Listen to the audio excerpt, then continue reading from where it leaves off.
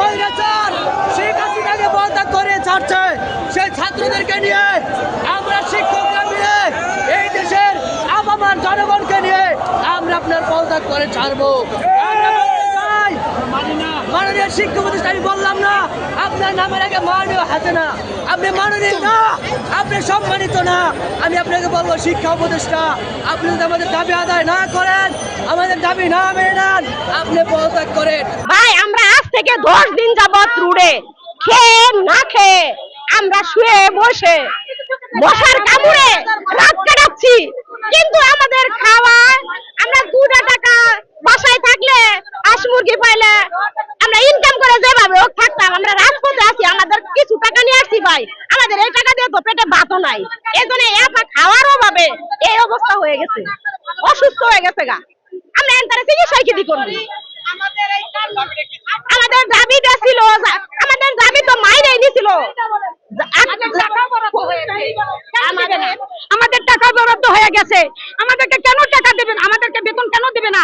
আমাদের বেতন নিয়ে যারা খাচ্ছে তাদেরকে দেওয়া হচ্ছে। বাংলাদেশে কেন এই অত্যাচার?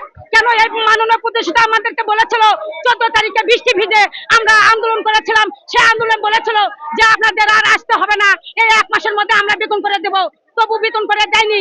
আমরা এখন অসহায়, আমরা আবার এসেছি এই প্রেস ক্লাবে, আমরা কতবার টাকা খরচ করে আমরা এখানে আসবো, স্বামীর থেকে টাকা চেয়ে আমরা কত কষ্ট করে টাকা জোগাড় করে আমরা এখানে এসে পড়ে আছি, আজ এই ধুলো ময়লা এই রাস্তায় পড়ে আছি না খেয়ে, আর আমাদেরকে ব্রিগেড দেওয়া হয়েছে পুলিশ প্রশাসন কেন আমাদেরকে এত কষ্ট দিচ্ছে? আর এই বোনটা আমাদের পড়ে গেছে, যদি মৃত্যুবরণ হয়ে যায় তাহলে এই সরকারের প্রশাসনের এদের উপর আমরা দাবি করব।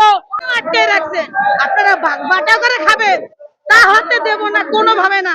আমাদের এখনো বলছি, হুঁশিয়ার করে দিচ্ছি, আমাদের দয়া দাবিগুলো মেনে নিয়ে আমাদেরকে সুন্দর মতো আমাদেরকে পাঠদানে ফেরার সাহায্য করবেন। আমরা 10 দিন পর্যন্ত এই প্রেস ক্লাবের মাঠে না খেয়ে এই কুকুর বিড়াল যেখানে বসবাস করে তার ভিতরে রাত্রেবেলা থাকে মশায় কামড়ে, আমাদের কোনো টাকা নাই, আমাদের বেতনই পাই না। 41 বছর বৈষম্য শিকার, এত বড় বৈষম্য পৃথিবীর কোথাও নাই, কোন রাষ্ট্রেও নাই। প্রাইমারি 26,000 প্রাইমারি যদি একাতে জাতীয়করণ করেন, আর আমাদের কয়টা প্রতিষ্ঠান, আপনাদের সমস্যা কথা আলেম সমাজ, আমাদের মারা গেলে আমাদের ছাড়া জানাজা হবে না, আমাদের তো মোল্লা ছাড়া তো বিয়ে হবে না, যে কোনো কাজে আলেম সমাজ লাগে, মরলেও আলেমের সুপারিশ লাগবে।